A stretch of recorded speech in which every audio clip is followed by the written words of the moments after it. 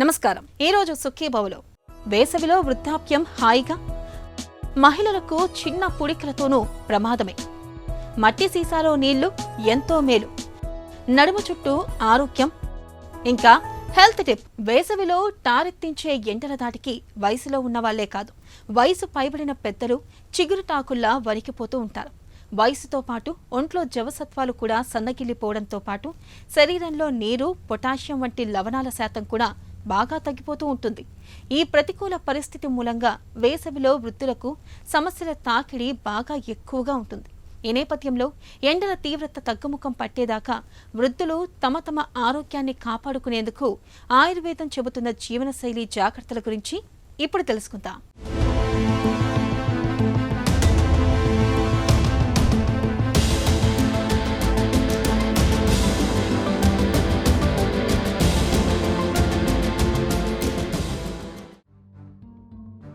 వృద్ధాప్యం జీవితంలో ఒక గొప్ప మజిలీ.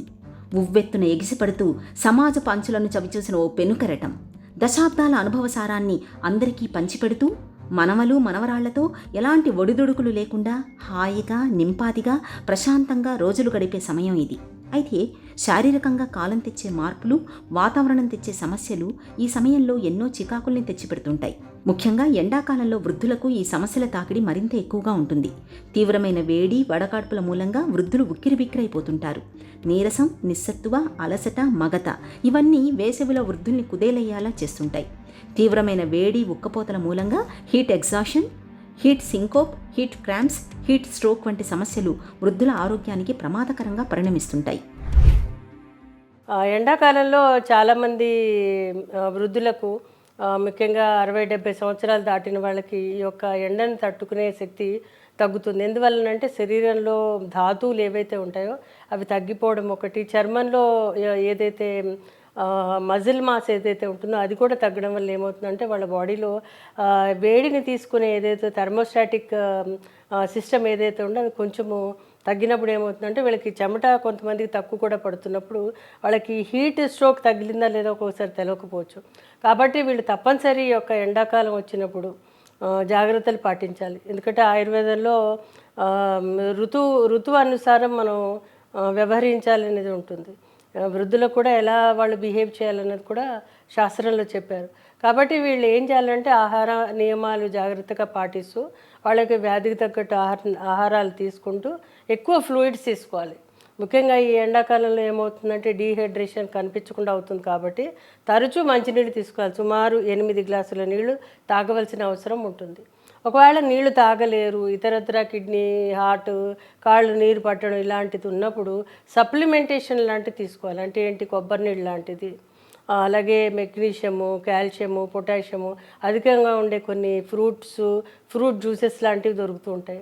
అవి తీసుకుంటే కనుక వీళ్ళకి ఎటువంటి విధమైన ఇబ్బంది ఉండదు. చాలామంది షుగర్ పేషెంట్స్ మేము ఇది తినకూడదు అది తినకూడదు భయపడుతూ ఉంటారు. కాకపోతే ఫ్రక్టోజ్ షుగర్ ఏమి చేయదు షుగర్ పేషెంట్స్కి. ఒక రైస్ ఒక బౌల్ తిన్నంత దానికి వాళ్ళు టైం ప్రకారం ఒకవేళ ఈ ఫ్రూట్స్ లాంటివి సప్లిమెంటేషన్ మిట్ట మధ్యాహ్నం పూట తీసుకుంటే కనుక ఏ విధమైన ఇబ్బంది ఉండదు.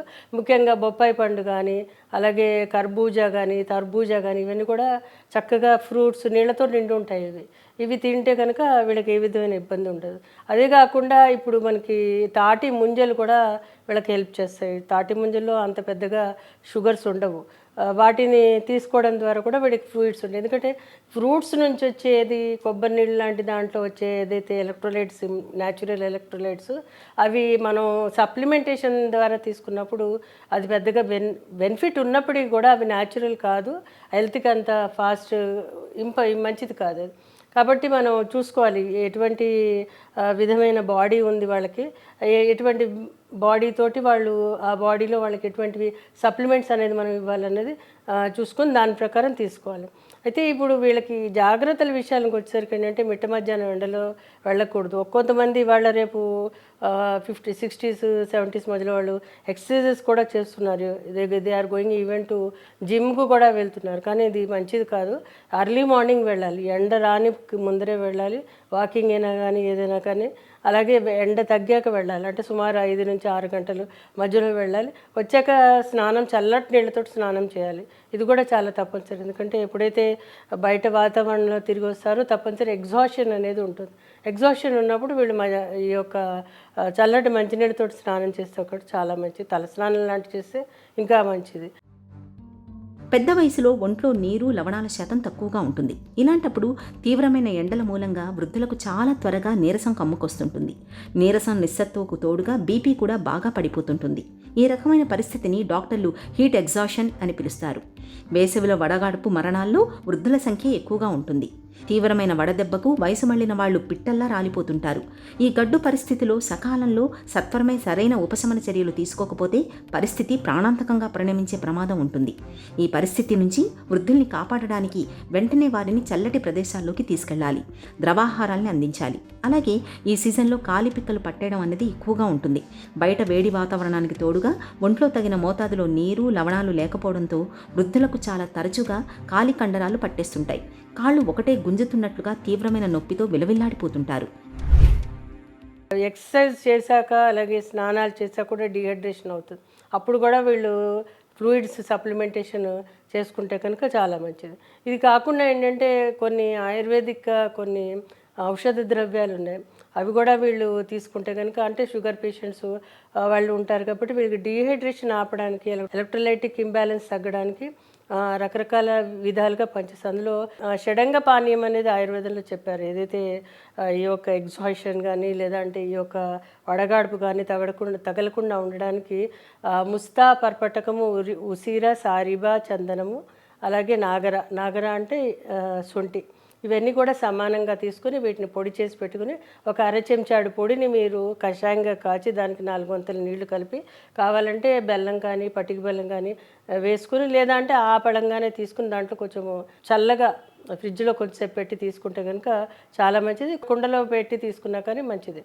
ఎలా తీసుకున్నా పర్వాలేదు. కానీ ఇది ఎగ్జాషన్ అంటే చాలా బాగా పనిచేస్తుంది, శాస్త్రంలో చెప్పారు.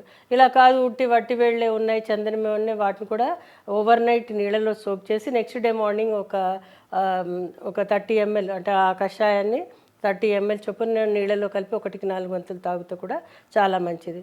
ఇది కాకుండా ఏంటంటే మీకు సారిబా అనేది, నన్నారి అనేది కూడా బయట షర్బత్ లాగా దొరుకుతుంటుంది. అది కూడా తీసుకోవచ్చు. దాన్ని కూడా మీరు తాగితే అది మనకి రీటైన్ చేస్తుంది ఎనర్జీని. ఇలా కాకుండా కొంతమందికి సబ్జా గింజలు వాడుతూ ఉంటారు. అది కూడా చాలా మంచిది. అది చాలా ఈజీగా డైజెస్ట్ అవుతుంది. అలాగే వృద్ధులకి డైజెస్టివ్ ప్రాబ్లమ్స్ ఉంటాయి, కాన్స్టిపేషన్ ఉంటుంది, వీటన్నిటికీ కూడా ఇది హెల్ప్ చేస్తుంది. ఈ విధంగా వీళ్ళు జాగ్రత్తలు తీసుకుంటే ఎండాకాలం వీళ్ళకి ఆరోగ్యంగా ఉండడం ఒకటి. రెండోది ఈ యొక్క ఆయుర్వేద మూలికలు ఏవైతే చెప్పానో వాటి వల్ల వాళ్ళకి ఇతరత్ర ఏదైనా దోషాలు ఏమైనా శరీరంలో ఉంటే అవి కూడా తగ్గడానికి అవకాశం ఉంటుంది. మే నెలాఖరు వరకు ఎండలు భగభగమంటూనే ఉంటాయి. ఎండవేళ సాధ్యమైనంత వరకు ఇంటి పట్టున ఉండడమే మేలు. ఎండలోకి వెళ్లాల్సి వచ్చినప్పుడు వెంట గొడుగును పట్టుకెళ్ళాలి, లేదంటే తలపై రుమాలును రక్షణగా కప్పుకోవాలి. మన శరీర ఉష్ణోగ్రతను నియంత్రించే నాడీ మండలం మన చెవిలోని కర్ణభేరి వెనకాలే ఉంటుంది. తలపై రుమాలు కప్పుకున్నప్పుడు వేడిని తగ్గించుకున్న వాళ్ళమవుతాం. ఎండాకాలం వెళ్లే వరకు చెమటను బాగా పీల్చుకునే తెల్లటి కాటన్ దుస్తులు ధరించాలి. దాహం వేసినా వేయకున్నా తరచూ నీళ్లు తాగుతుండాలి. షుగర్, బీపీ, కిడ్నీ వ్యాధులకు వాడే మందుల మూలంగా ఎక్కువసార్లు మూత్రానికి వెళ్లాల్సి వస్తుంటుంది. ఇలాంటప్పుడు ఒంట్లోని లవణాలు, నీరు వేగంగా బయటకు వెళ్లిపోతూ త్వరగా నీరసం వచ్చేస్తుంటుంది. ఈ పరిస్థితిని అధిగమించడానికి ఉప్పు కలిపిన బార్లీ జావ, మజ్జిగ, నిమ్మరసాల్ని తరచూ తీసుకుంటూ ఉండాలి. ఈ జాగ్రత్తలు వేసవి సీజన్లో వృద్ధుల ఆరోగ్యాన్ని భద్రంగా ఉంచుతాయి. హెల్త్ న్యూస్ మీకోసం.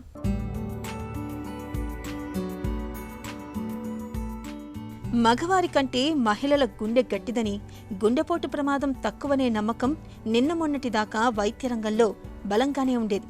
కానీ ఇప్పుడు ఆ నమ్మకం పటాపంచలైపోయింది. తాజాగా మహిళలకు చిన్న పూడికలతోనూ పెను ప్రమాదం పొంచి ఉంటుందని ఒక తాజా అధ్యయనం హెచ్చరిస్తుంది.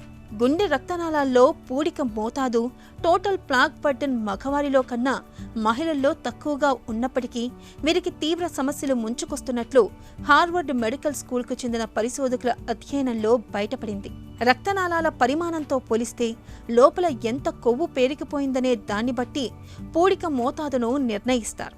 మహిళల్లో ఇది 20% ఉన్నా ఛాతీలో నొప్పితో ఆసుపత్రిలో చేరడం, గుండెపోటు, మరణం వంటి తీవ్ర అనార్థాల ముప్పు పెరగడం మొదలవుతున్నట్లు పరిశోధనలో తేలింది. అదే పురుషుల్లో అయితే సుమారు 28% ఉంటేనే ఇలాంటి దుష్ప్రభావాల ముప్పు పెరగడం ఆరంభమవుతుంది. అంటే ఆడవారిలో పూడిక మోతాదు తక్కువగా ఉన్నా సురక్షితమని భావించడానికి వీలు లేదని పరిశోధకులు చెబుతున్నారు. మహిళల్లో రక్తనాళాలు సన్నగా ఉంటాయి. అందువల్ల చిన్న పూడికే అయినా పెద్ద ప్రమాదాన్ని తెచ్చిపెడుతుందని వారు వివరిస్తున్నారు. గట్టి పూడికలతోనే కాదు, మృదువైన పూడికలతోనూ వీరికి ముప్పులు పెరుగుతూ ఉండడం గమనార్హం. మహిళల్లో గుండె జబ్బుల్ని తొలి దశలోనే గుర్తించడం, మరింత ఖచ్చితంగా చికిత్స చేయడం ముఖ్యమని ఈ అధ్యయన ఫలితాలు సూచిస్తున్నాయి. వాటర్ బాటిల్ అనగానే ఏ ప్లాస్టిక్వో, గాజువో, స్టీల్వో గుర్తొస్తాయి. అయితే వీటికన్నా మట్టితో తయారు చేసిన సీసాల్లో నీటిని నింపుకొని తాగడం మంచిదని చెబుతారు నిపుణులు. మట్టి సీసాల్లో నీటిని నింపుకొని నిల్వ చేసుకుని తాగడం వల్ల అనేక ఖనిజ లవణాలు లభిస్తాయి. ముఖ్యంగా వేసవిలో మట్టి సీసాల్లోని నీటిని తాగడాన్ని అలవాటు చేసుకుంటే ఒంటికి ఎంతో మంచిది. మట్టి సీసాల్లోని నీటితో ఒనకూరే ఆరోగ్య ప్రయోజనాల గురించి ఇప్పుడు తెలుసుకుందాం.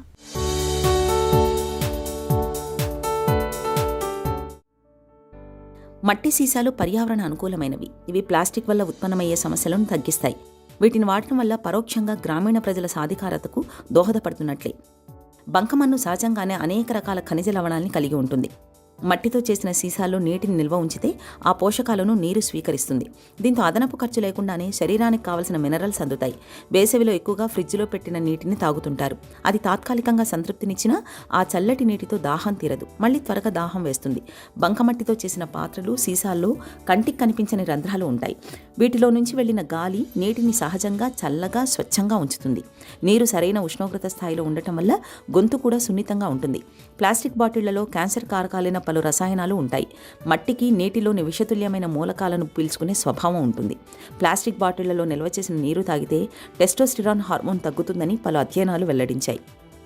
మట్టి పాత్రల వినియోగంతో ఈ సమస్య తగ్గుతుంది. మట్టిలో సహజంగా ఆల్కలైన్ లక్షణాలు ఉండటం వల్ల ఎసిడిటీ, జీర్ణాశయ సమస్యలు తగ్గుతాయి. మట్టి సీసాల్లో అధిక pH స్థాయిలు ఉంటాయి. ఇది శరీరానికి కావలసిన ఆమ్లాన్ని సహజంగా అందిస్తుంది.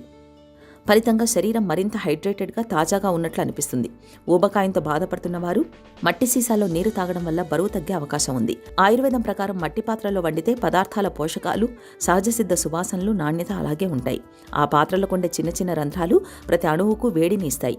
శాకాహార, మాంసాహార వంటలకు ఎంతో ఉత్తమం. పైగా వంటగదికి మరింత అందాన్ని జోడిస్తాయి.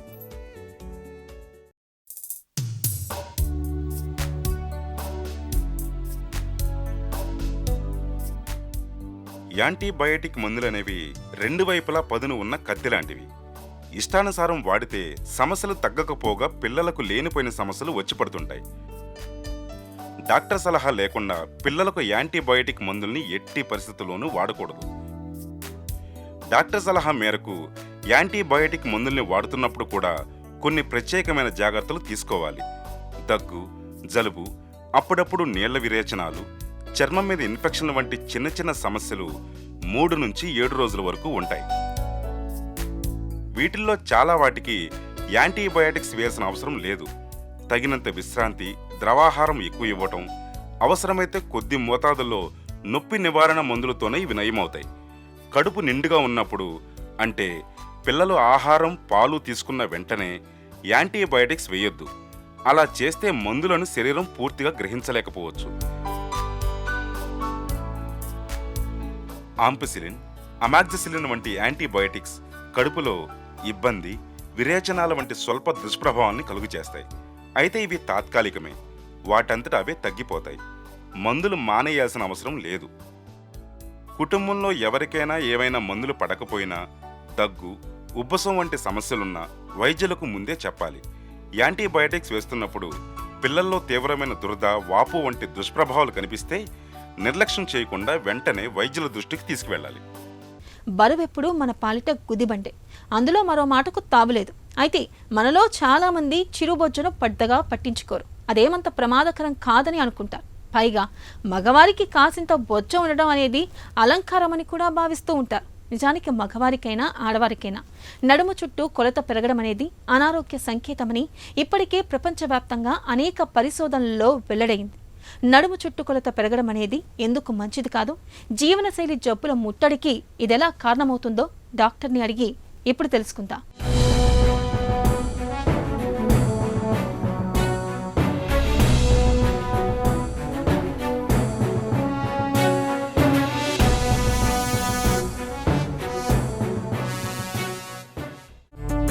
నడుం చుట్టుకొలతకు మన ఆరోగ్యానికి సంబంధం ఉందా? నడుం చుట్టుకొలత అంటే వేస్ట్ సర్కంఫరెన్స్ మన క్వాలిటీ ఆఫ్ లైఫ్కి, మనకు వచ్చే క్రానిక్ డిసీజెస్కి డైరెక్ట్ ఇంపాక్ట్ ఉంటుంది. క్రానిక్ డిసీజ్ అంటే వేస్ట్ సర్కంఫరెన్స్ డైరెక్ట్గా షుగర్ రావడానికి, బీపీ రావడానికి, కొలెస్ట్రాల్ ఎక్కువ అవడానికి అవకాశాలు పెరుగుతాయి. ఈ మూడు ఉండటం వల్ల kidney diseases, heart diseases, brain strokes, నరాలు ఇబ్బంది అన్నీ వచ్చే అవకాశాలు ఉంటాయి. సో దీన్ని బట్టి అర్థమైంది ఏంటంటే నడుము కొలత పెరిగిందంటే మనకి రోగాల కొలత పెరిగే అవకాశాలు ఉంటాయి. సో ఈ నడుము కొలత కరెక్ట్గా ఉంటే మనకు క్రానిక్ డిసీజెస్ రావు. క్రానిక్ డిసీజెస్ రాకపోతే heart attack, stroke, kidney failures, dialysis, blindness, neuropathy అనే క్రానిక్ డిసీజెస్ నుంచి మనం బయటపడే అవకాశాలు ఉంటాయి. నడుం చుట్టుకొలత పెరగటం ఎందుకు ప్రమాదకరం? నడుం చుట్టుకొలత వేస్ట్ సర్కంఫరెన్స్ ఎస్పెషల్లీ ఇండియన్ పాపులేషన్లో మగవాళ్ళు అయితే 90 సెంటీమీటర్లు, ఆడవాళ్ళు అయితే 80 సెంటీమీటర్లు దాటితే మనకి క్రానిక్ లైఫ్ స్టైల్ డిజీజ్ వచ్చే అవకాశాలు పెరుగుతాయి. ఎలా అంటే నడుం చుట్టుకొలత పెరిగిందంటే అక్కడ విసరల్ ఫ్యాట్ అంటే మన పొట్ట, ఇంటెస్టైన్స్, పేగులు పైన ఉండేదాన్ని విసరల్ ఫ్యాట్ అంటాం. ఆ ఫ్యాట్ పెరిగినప్పుడు ఇన్సులిన్ పనిచేయడం సరిగ్గా పనిచేయదు, ఇన్సులిన్ రెసిస్టెన్స్ వస్తుంది. ఇన్సులిన్ రెసిస్టెన్స్ రాగానే షుగర్స్ పెరుగుతాయి, షుగర్స్ పెరగగానే కొలెస్ట్రాల్ పెరుగుతాయి, కొలెస్ట్రాల్ పెరిగి షుగర్స్ కంట్రోల్ లేకపోతే heart diseases, kidney diseases, blindness, neuro diseases అన్నీ వచ్చే అవకాశాలు ఉంటాయి. అలాగే ఆ ఫ్యాట్ పెరిగిన వల్ల ఇన్ఫ్లమేషన్ పెరిగి హైపర్ టెన్షన్ కూడా వచ్చే అవకాశాలు ఉన్నాయి. ఫ్యాటీ లివర్ వల్ల కొలెస్ట్రాల్ ఎన్ని పెరిగి దానివల్ల కూడా మళ్ళీ క్రానిక్ డిసీజ్ వచ్చే అవకాశాలు ఉన్నాయి. ఫండమెంటల్గా ఏంటంటే మన పొట్ట భాగంలో అంటే పొట్ట, లివరు, ఇంటెస్టైన్స్ ఈ పైన ఫ్యాట్ పెరిగిపోయిందంటే అది మనకి డేంజర్ సిగ్నల్స్ అని అర్థం. ఎందుకంటే అన్ని రోగాలు అక్కడి నుంచే మొదలవుతాయి. సో మనం వేస్ట్ సర్కంఫరెన్స్ జాగ్రత్తగా తక్కువగా పెట్టుకోగలిగితే అంత మనం ఆరోగ్యంగాను క్వాలిటీ ఆఫ్ లైఫ్ లీడ్ చేసే అవకాశాలు ఉంటాయి. నడుం చుట్టుకొలతను ఎలా కొలవాలి? నడుం చుట్టుకొలత ఎంతవరకు ఉండొచ్చు? వేస్ట్ సర్కంఫరెన్స్ మనకి వెస్ట్రన్ పాపులేషన్కి, ఇండియన్ పాపులేషన్కి తేడా ఉంటుందండి. వెస్ట్రన్ పాపులేషన్లో 95 సెంటీమీటర్స్ పైన ఉన్నా కానీ మనకి ఓకే అంటాం. మగవారికి అయితే 90 సెంటీమీటర్లు, ఆడవాళ్ళకైతే 30 సెంటీమీటర్లు. దీనికంటే ఎక్కువ ఉంటే డెఫినెట్గా వేస్ట్ సర్కంఫరెన్స్ ఎక్కువ ఉందని అర్థము. మనకి ఇన్సులిన్ రెసిస్టెన్స్, ఫ్యాట్ డిపాజిషన్ ఎక్కువైందని అర్థము. అదొక వార్నింగ్ సైన్. ఇక్కడ మనం వార్నింగ్ సైన్ మనం తెలుసుకోగలిగితే దాన్ని ఎలా తగ్గించుకోవాలని ప్రయత్నం చేసి తగ్గించుకోగలిగితే మనకు క్రానిక్ డిసీజెస్ రాకుండా ఉండడానికి అవకాశం ఉంటుంది. నడుం చుట్టుకొలత పెద్దగా లేకపోతే ప్రమాదం లేదా? సన్నగా ఉన్నాము, ఫ్యాట్ లేదు, విసరల్ ఫ్యాట్ లేదు అనుకోవటం అనేది అదొక అపోహ అండి. మన ఇండియన్ పేషెంట్స్ని లాస్ట్ 5 to 7 years నుంచి ఏమని పిలుస్తారంటే thin fat Indians. Thin fat Indians అంటే మన పై భాగం చెస్ట్, చేతులు, అన్నీ కూడా, కాళ్ళు కూడా సన్నగా ఉంటాయి, పొట్ట ఒకటే పెద్దగా ఉంటుంది. సో మిగతా చోట మజిల్ తక్కువ ఉండి ఉట్టి పొట్ట భాగం మాత్రం ఎక్కువ ఉంటుందని థిన్ ఫ్యాట్ ఇండియన్స్ అంటాం. సేమ్ వెయిట్ ఉండి మన Indian population, western population same wait ఉన్న మన థిన్ ఫ్యాట్ ఇండియన్ టైప్ వల్ల పొట్ట భాగంలోనూ ఇంటెస్టైన్ పైన ఉన్న ఫ్యాట్ వల్ల మనకి ఇన్సులిన్ రెసిస్టెన్స్ రావటము, కార్డియోవాస్కులర్ డిసీజ్ రావటం అంటే హార్ట్ అటాక్స్ రావటము, పెరాలసిస్, స్ట్రోక్స్ రావటం అనేది ఎక్కువ అవుతుంది. సో నేను సన్నగా ఉన్నాను మిగతా వాళ్ళకంటే నేను ఆరోగ్యంగా ఉంటానని కాదు. డెఫినెట్గా మనం చెక్ చేసుకోవాల్సింది విసరల్ ఫ్యాట్ ఎంత ఉంది, లివర్ పైన ఫ్యాట్ ఎంత ఉంది, ప్యాంక్రియాస్ పైన ఫ్యాట్ ఎంత ఉంది. దీన్ని మొత్తం కలిపితే విసరల్ ఫ్యాట్. ఈ ఫ్యాట్ పర్సంటేజ్ ఎక్కువ ఉంటే డెఫినెట్గా సన్నగా ఉన్నా కానీ లావుగా ఉన్న వాళ్ళకి సమానంగా రోగాలు వచ్చే అవకాశాలు ఉంటాయి. నడుం చుట్టుకొలత పెరగకుండా చూసుకోవటం ఎలా?